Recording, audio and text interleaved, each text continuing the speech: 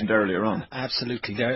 I'm new to this, so my first ever appearance on radio, so to speak, was 3 weeks ago on Tommy Marin show, and I was just kind of bringing to people's attention the fact that the council's strategy, the deadline for submissions was approaching, and I read out my phone number, and on my way back to Castlebar, I got many calls, well over a dozen calls. Pulled over. 90% of them were from mothers whose kids were immigrating. People with masters. One woman had a son with a doctorate in mechanical engineering, which is relevant to the renewables. People with kids with renewable energy qualifications, going to Australia, going to Canada, going to Scotland, etc., etc. So I got a phone call last night from somebody in Foxford who was worried about the bus shelter there. So, that the weather was bad. They were standing there and they just thought, I've had enough of this. And so they called me up and said, what's your position on the bus shelter?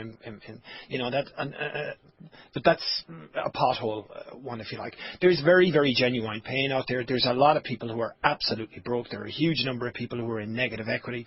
There are a huge number of people in the public service that will now be worried about their jobs. And can I say, if we are going to lose people out of the public service, can we lose them off the top?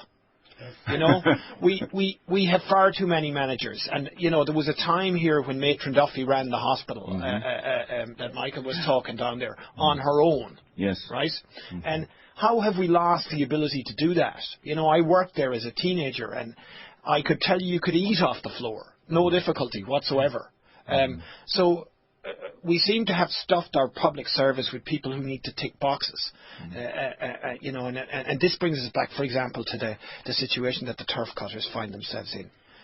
They're not allowed to cut turf yet we subsidise the ESB in Boardnamona. If you look at your ESB bill, on top of what you pay for energy, there's a levy in there. Half of that levy goes to Boardnamona and the ESB to burn turf that our own people aren't allowed to burn.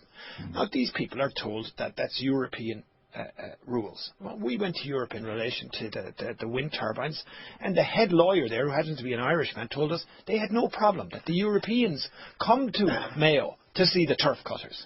And they see that as we are the indigenous people, and those are our traditions going back well beyond the mists of time and beyond living memory of when we first started cutting turf, for example. And they instance a case down in Clare where they put a golf course into a SAC, a special area conservation, and the Europeans had no problem with that. They said to us, we really don't have problems, your problems are in Dublin. And that's where I think our problems are in.